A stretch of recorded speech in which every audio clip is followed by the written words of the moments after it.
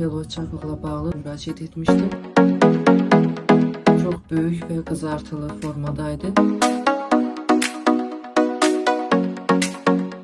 Biliyorlar ki kızartı da çekilir, şişkinlik de azalmaq üzrədir. Çok razı kaldım nəticədən. Təşəkkür edirəm doktorumuza.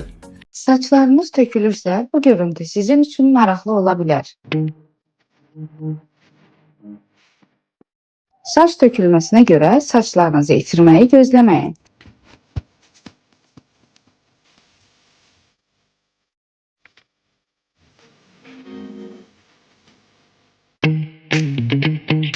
Her kamera karşısına geçende utanırdım.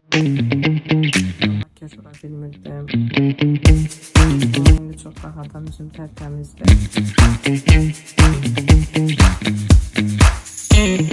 Makyaj olmamın belə ehtiyac yoxdur. Öz güvənimdə qaldı.